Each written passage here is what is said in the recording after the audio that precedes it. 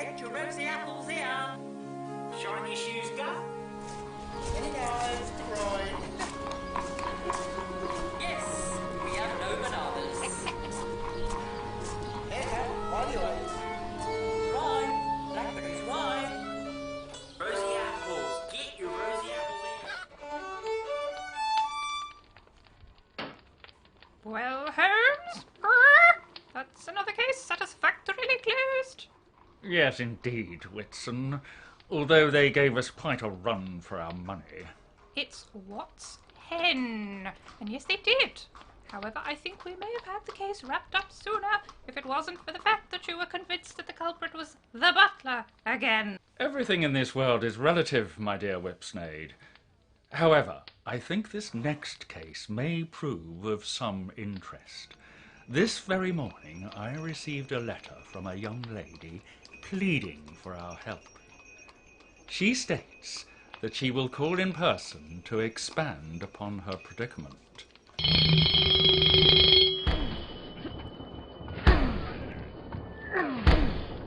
If I'm not mistaken, this is her now. By Jove, Holmes! How on earth can you tell it's the young lady in question? Simple, Watkins. I deduce from the delicate handwriting and the light tread on the stair that our visitor is petite, of the feminine gender and about 23, with a lisp and a retiring demeanour. Good morning, gentlemen.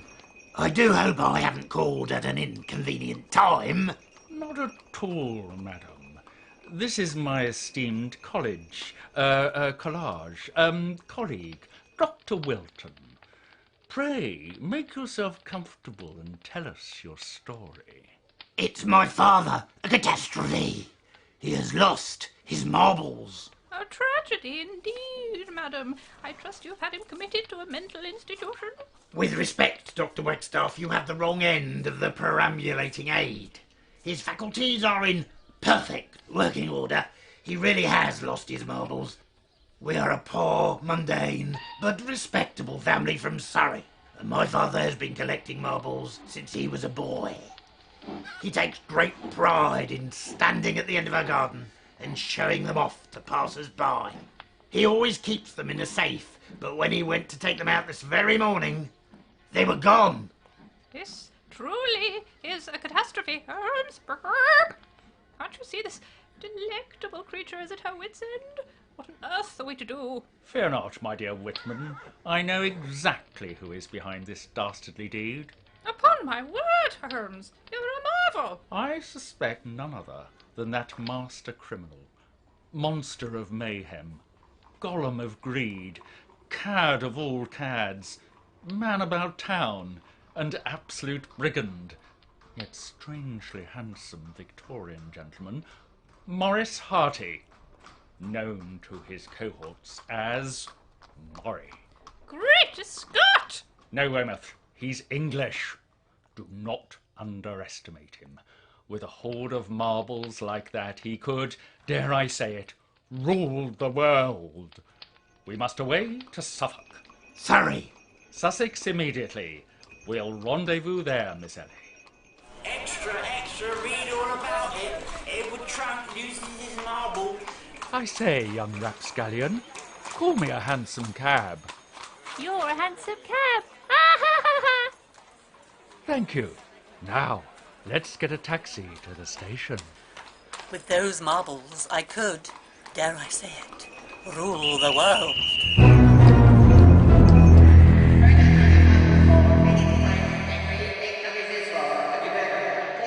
2 tickets for the next train to Surrey, and make it snappy, my good man. Can't. And pray why not? It's gone. What's gone? The next train. Well, in that case, kindly provide us with 2 tickets for the train after that. Can't.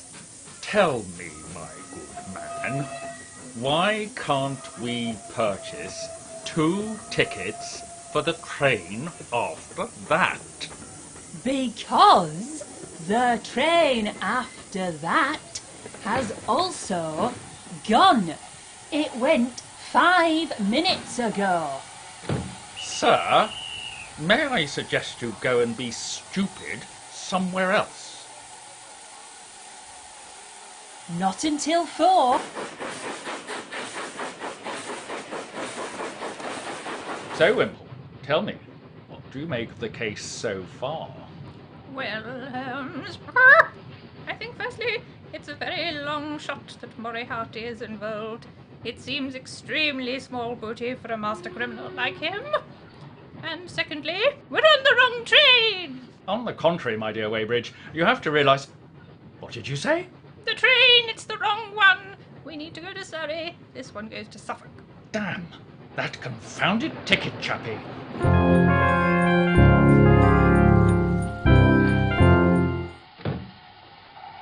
Tickets, please. Here you are, my man.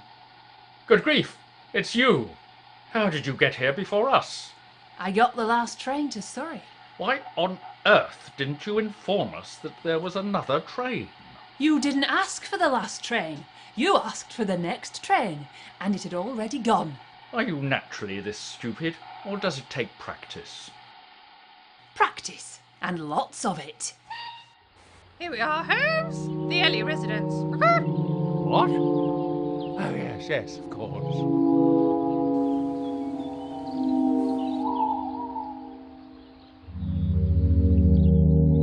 Oh, hello. I'm Mr. Ellie.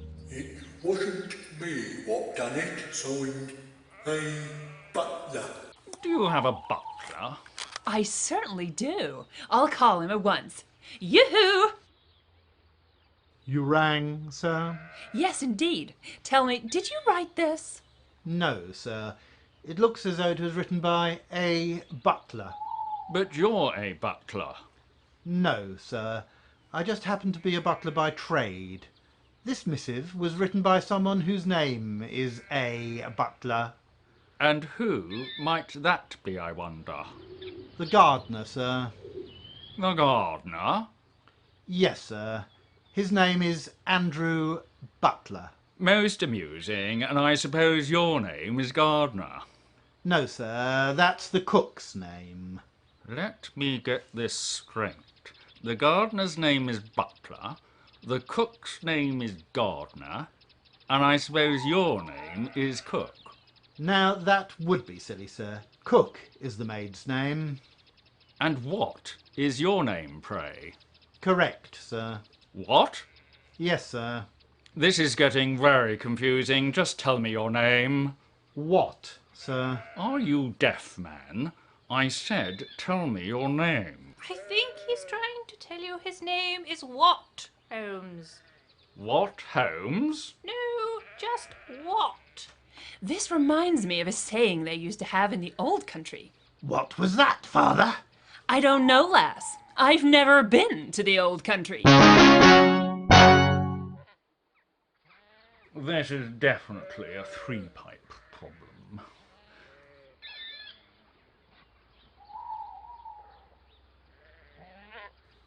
I've got it.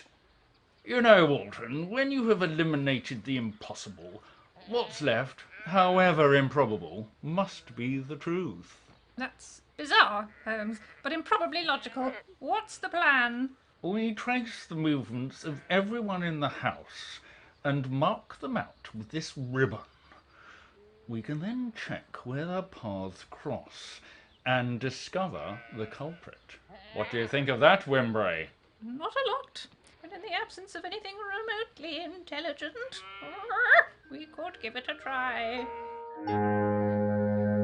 This is another fine mess you've got us into, Holmes.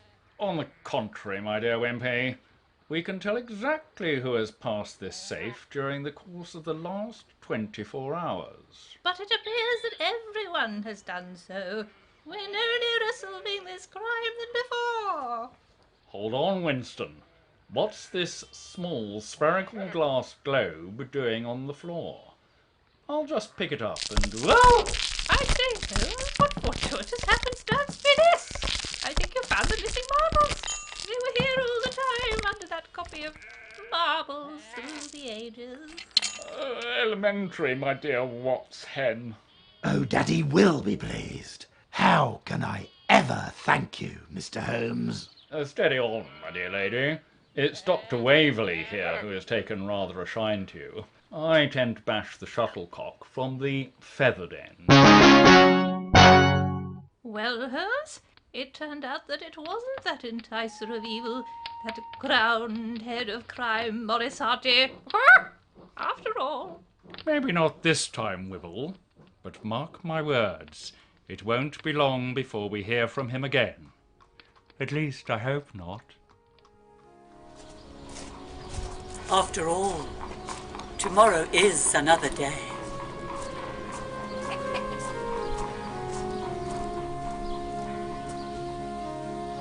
He's putting hot. He's putting cold. He's putting in the pot.